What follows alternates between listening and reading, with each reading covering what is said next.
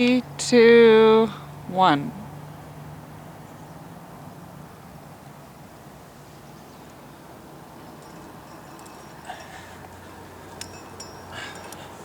Morning!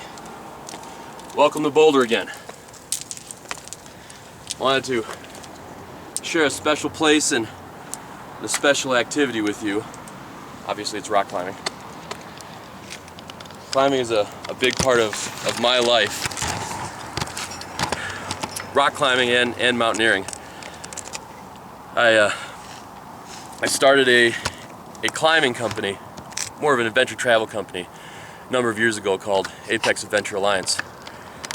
And with that company, we taught over 10,000 people how to rock climb. We led trips all over the world.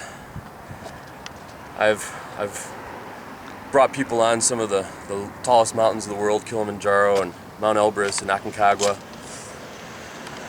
But what was really special to me was sharing the outdoor experience with multiple people and having them create that into their life. And so that was pretty special. But something that's even more special is that's what brought my wife and I together.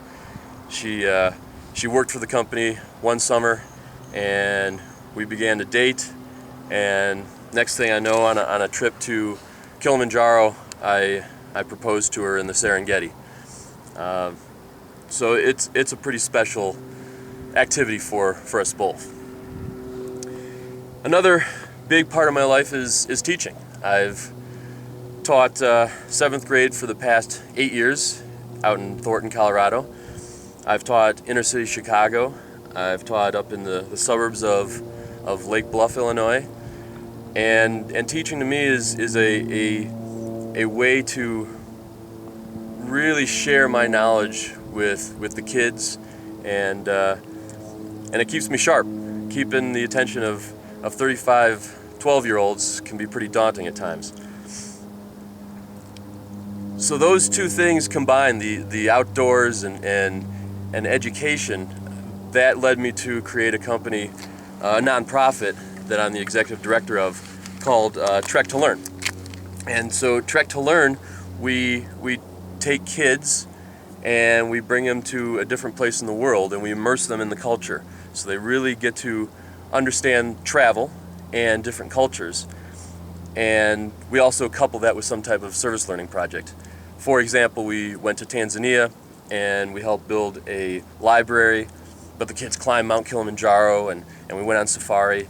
Just this past summer we were in Costa Rica, and we helped do some reforestation for the three-wattled bellbird, and then we traveled around the country and really explored the cultures, trying to learn the language, and a big part of all of that too is food. I mean, that's one of my strengths, I think, as a cook, is that I've had the opportunity to go all over the world and taste different ingredients and different styles of cooking. And to me, that's a huge aspect of how I'm a cook today. I know one of the questions that you asked was, what style of cooking do I have? And I mean, for a two-word, I would say Southwest eclectic. But for a bigger explanation, it really does come back to the idea that I've tasted all these different ingredients from all over the world, and I've seen how different cooks have put those together. And a lot of times I'll take something from this part of the world and this part of the world and put that together. The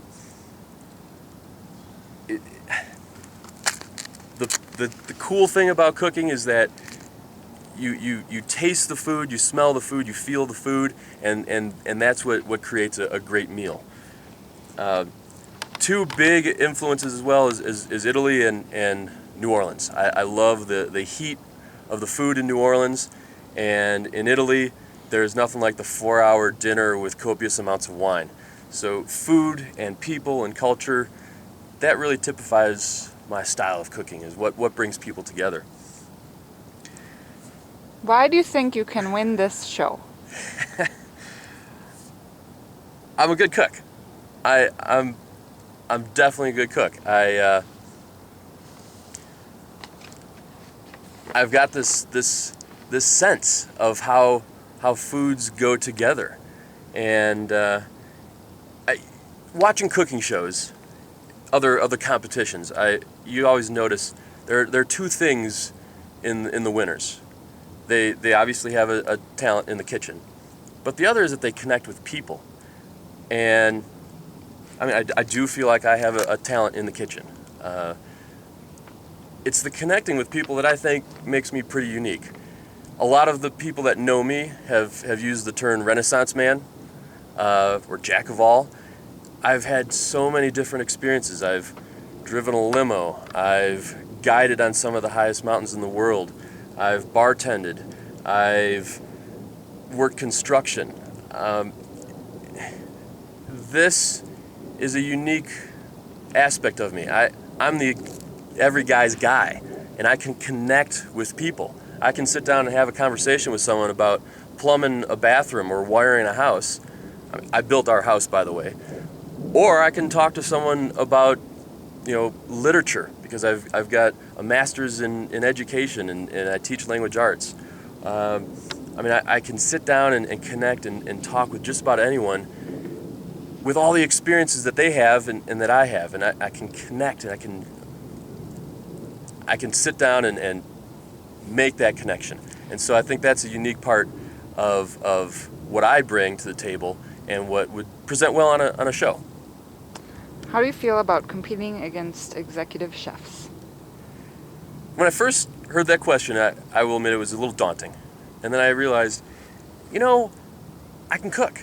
I may do some of the techniques that they do and not know what it's called, but it's still the same thing.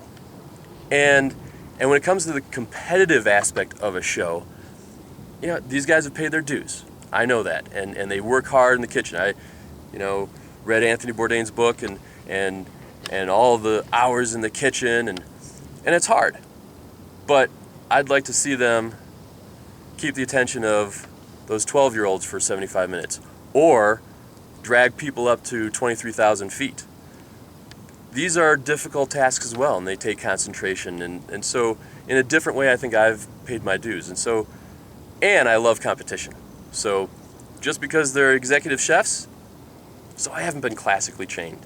I know I can cook. What's your cooking dream? What result do you want out of this show? I've thought a lot about this over the past week and a half, and I know what it is now. I want to take my nonprofit, which we instill culture into kids. We change kids, and the global society. We can't deny that the world is becoming smaller and smaller, and the more you know about the people around the world, the better off you are. And a huge part of culture is food.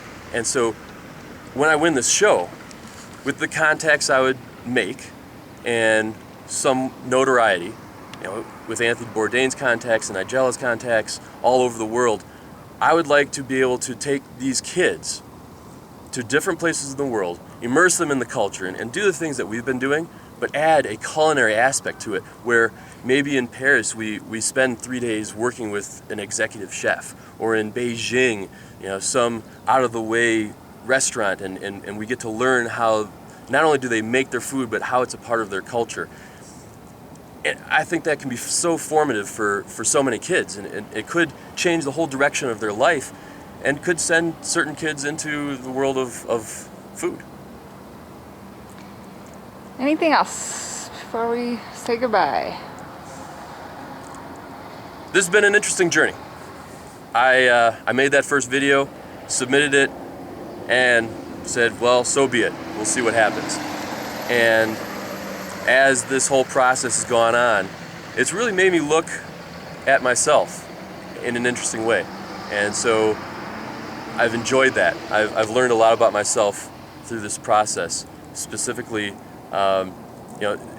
looking at these questions and thinking about how I perceive food and being on a TV show. I know I'm your guy. So long. And I think That's it. So we'll see you wherever we're going to shoot the show. Thanks.